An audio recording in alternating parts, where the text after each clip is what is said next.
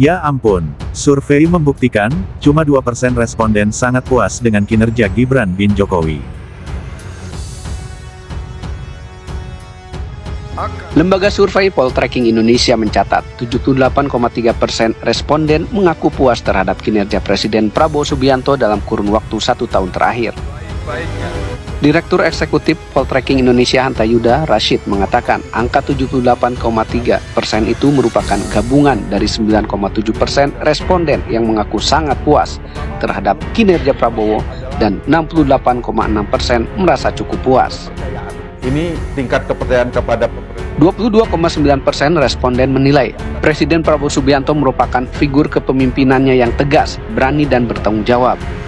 Alasan lainnya yang membuat publik puas dengan kinerja Prabowo antara lain bantuan sosial yang bermanfaat, dekat dengan rakyat dan membela kepentingan rakyat kecil, penegakan hukum dan pemberantasan korupsi lebih baik, serta pelaksanaan program makan bergizi gratis atau MBG.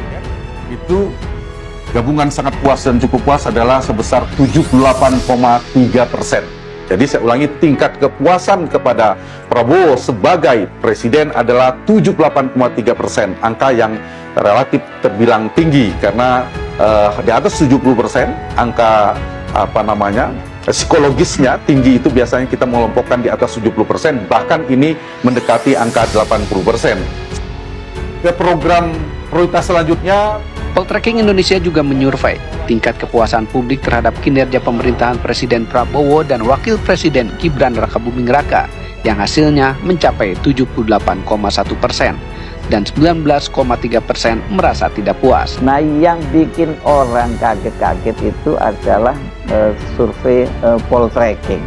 Ini yang dilakukan tanggal 3 sampai 10 Oktober 2025. Ini angka antara tingkat kepuasan pemerintahan Prabowo Gibran dengan Gibran itu nggak jauh beda. Kalau kepuasan Prabowo Gibran itu 78,1%, nah Gibran itu disebutkan 71,4%. Ini orang jadi bertanya-tanya, emang iya seperti itu? Nah ini, tapi kalau kita lihat backgroundnya kan Poltreking ini Hanta Yuda ini memang di eranya Pak Jokowi dia sering banget digunakan oleh istana ya untuk melakukan survei-survei. Cuman bedanya meskipun dia termasuk yang sangat dipercaya oleh Jokowi, lebih dekat dengan Jokowi, tapi dia memang tidak mendapatkan jabatan gitu. Beda dengan lembaga survei yang lainnya gitu. Atau Kodari misalnya sekarang yang menjadi KSP dan sebelumnya orang seperti Hasan Aswi yang menjadi PCO ya. Nah, tapi kemudian kalau kita membandingkan dengan periode yang nggak beda jauh gitu ya, ini yang survei yang dilakukan IPO, Indonesian Political Opinion. Ini surveinya tanggal 9 sampai 17 Oktober 2025. Gibran itu hanya dapat 29% yang puas terhadap Gibran gitu ya. Publik ini tidak melihat peran nyata dari Gibran dalam pemerintahnya Prabowo. Kalau Selyos, nah Selyos ini juga mirip-mirip dengan IPO, tapi dia dengan dengan skor, dia menyebutnya skornya itu Gibran tuh 3 dari 10. Waduh, 3 sampai 10 kan nggak lulus dong ya, nilainya ini D ya. Ini karena kata dia surveinya juga cukup menarik ya, bukan survei yang seperti yang survei yang dilakukan oleh Poltreking yang opini publik itu kan tadi sampai orang mulai mohon maaf dari profesor sampai tingkat tukang becak itu kan ditanya semua ya gitu ya. Kalau ini yang dilakukan oleh Selyos ini lebih serius karena ini persepsi publik itu dan jurnalis. Jadi dia melibatkan para jurnalis. Nah, bukan saya memuji jurnalis, tapi oke lah kalau jurnalis ya, karena kerja-kerja dia ini kan kerja-kerja intelektual sebenarnya jurnalis itu kalau memang dia jurnalis yang serius. Jadi saya kira penilaiannya dari Selyos ini jauh lebih bisa jadi pegangan karena bagaimana kita mungkin menanyakan sesuatu kepada orang yang tidak paham, ya hasilnya tadi itu bias. Ya, terus kemudian kok angkanya sampai 71,4%. Nah, kalau survei yang ini saya agak percaya sih, yaitu survei yang membuktikan cuma 2% responden sangat puas dengan kinerja Gibran bin Jokowi. Nah, kali ini saya sangat sependapat sekali ya dengan hasil survei tersebut, jika kepuasan kepada kinerja Gibran hanya 2%. Nah, kalau kita lihat pada saat lalu, itu bahkan ada hasil survei setidaknya peran Gibran di dalam pemerintahan Pak Prabowo itu Gibran bisa mengimbangi. Nah, bisa mengimbangi dikarenakan Gibran visioner, dikarenakan kecerdasan Gibran dan lain sebagainya. Itu menurut saya sangat kontra sekali dengan apa yang kita lihat, dengan fakta yang sebenarnya. Kalau kita lihat ketika Gibran misalkan berkunjung kemanapun, itu bahkan tidak ada solusi-solusi yang konkret, kebijakan-kebijakan yang konkret, tidaknya bisa membuat masyarakat itu bahagialah. Ya, seperti halnya tarif ojol pada saat lalu ya, terkait biaya aplikasi yang sangat membengkak. Itu pun juga ada perwakilan driver ojek online itu bertemu di Istana Wakil Presiden. Tetapi juga selang beberapa hari kemudian juga masih berdemo terkait tuntutan tarif aplikasi itu bisa turun. Bahkan juga Gibran tidak bisa ngapa-ngapain ya. Hanya menurut saya sih hanya pencitraan saja, mengundang perwakilan driver ojek online, tetapi aspirasi demi aspirasi tidak didengar dan lain sebagainya. Ya seperti halnya makan bergizi gratis pada saat lalu, banyak yang keracunan, basi dan lain sebagainya. Itu bahkan juga Gibran ya tidak tampak batang hidungnya. Terkait pengambil alihan 4 pulau Aceh di Sumatera Utara juga tidak ada komentar-komentar yang berarti. Tambang-tambang ilegal yang pada saat lalu juga ditertibkan oleh Pak Prabowo, konon katanya ada ribuan ya. Itu bahkan juga Gibran, di mana peran Gibran? Saya juga sangat heran. Tetapi pada saat lalu ada hasil survei yang setidaknya masyarakat itu sangat puas terhadap kinerja dari Gibran, bahkan juga bisa mengimbangi Pak Prabowo Subianto. Bahkan Gibran itu disebut visioner, disebut cerdas dan lain sebagainya. Ya tidak masalah sih, kemungkinan dari survei tersebut ya, kemungkinan di kalangan internal, kemungkinan ya di internal PSI misalkan, pasti banyak yang memuji-muji Gibran ya. Tadi ke Joko Lure, ke ini Bagio Lure, dan tadi masukannya Pak untuk masalah apa tadi? Hanya 2% responden sangat puas keberadaan Wapres Gibran Raka Buming Raka. Hanya 2% bro. Termul, gimana keberadaan kalian? Tolong dulu naikkan sampai 100% biar seolah-olah puas. 2% bro.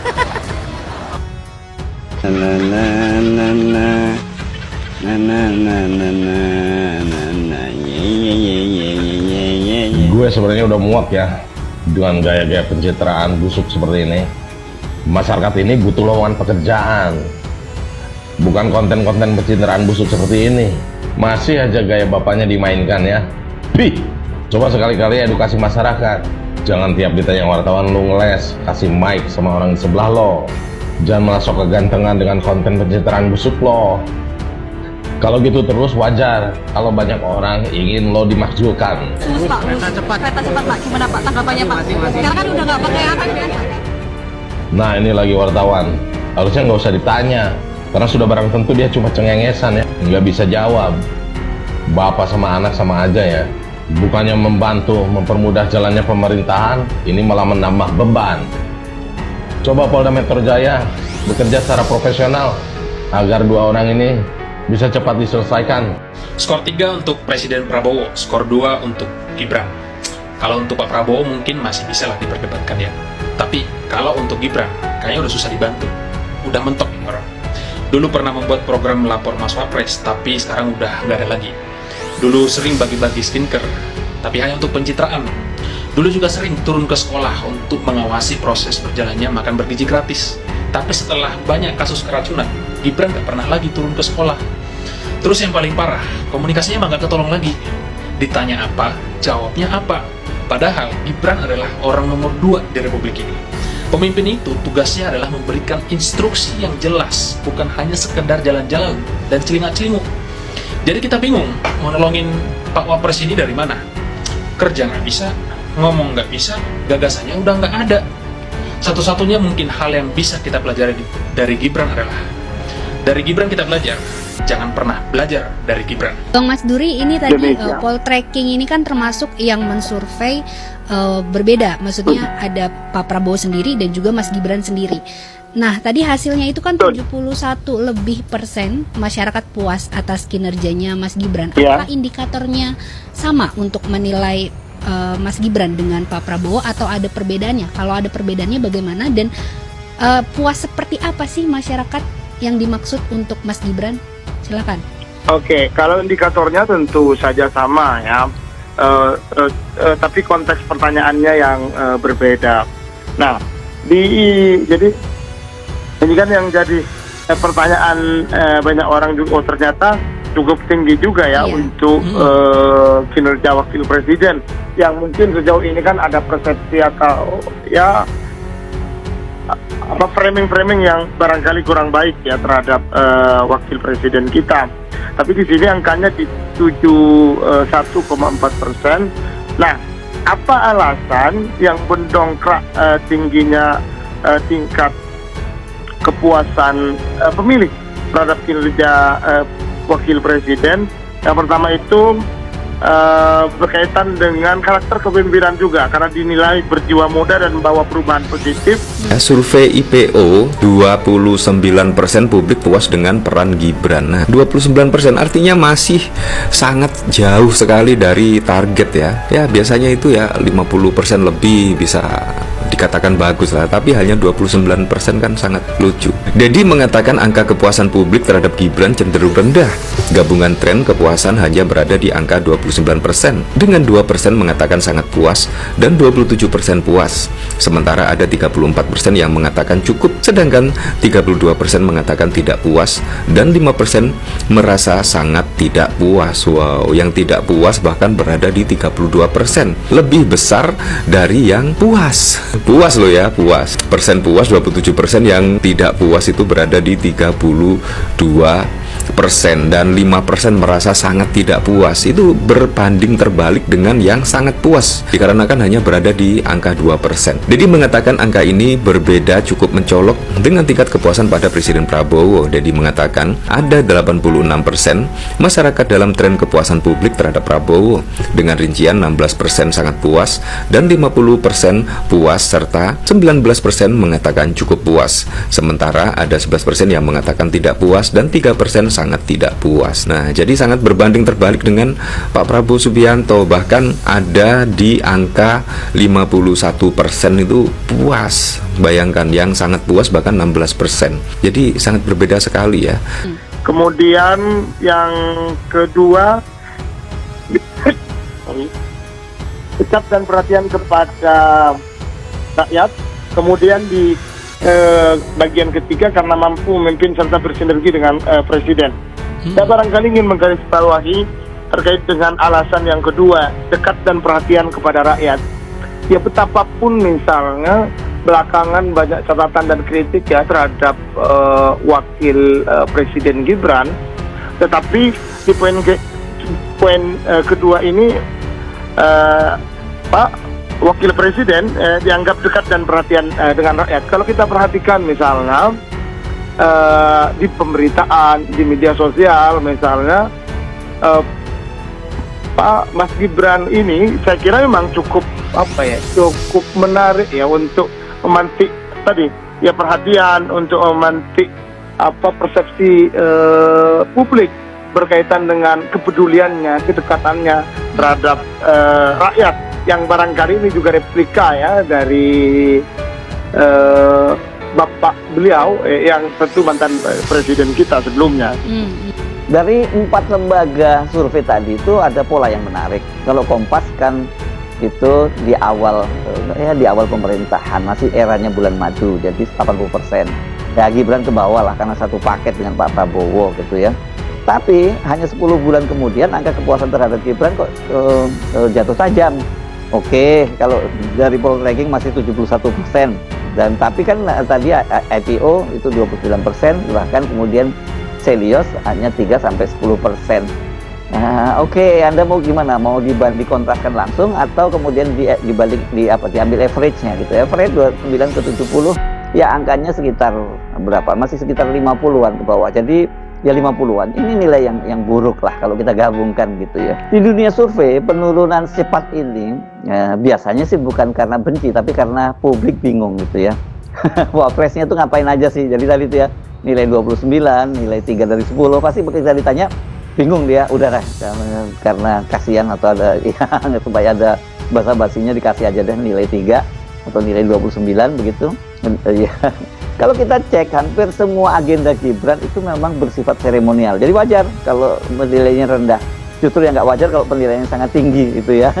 Ini beberapa catatan kegiatan dari Gibran yang saya bisa ambilkan ya, mulai dari Februari, misalnya 12 Februari kegiatan Gibran itu kan membuka turnamen futsal di Solo. Kemudian 8 Maret dia bagi-bagi sembako di Boyolali. 25 Juni dia meninjau makan bergizi gratis di Karanganyar. 3 September dia menghadiri peresmian rumah susun di Palu gitu ya. Kalau toh ada yang lain-lain sifatnya juga seremonial semua. Misalnya kemarin dia memimpin upacara peringatan Hari Pahlawan ya. Itu 10 November dan pada waktu itu karena Pak Prabowo tidak ada di tempat gitu. Saya belum menemukan itu. Tolong dibantu saya atau Anda menemukannya, apa kegiatan Gibran itu yang cukup penting gitu, kecuali tadi itu ya seremonial, peresmian, dan kalau dalam acara pun biasanya dia pidatonya juga hanya sangat pendek-pendek gitu ya. Kalau ini sebagai wartawan saya di lapangan itu saya akan kebingungan itu untuk membuat kutipan apa dari pernyataan dari wakil presiden ini.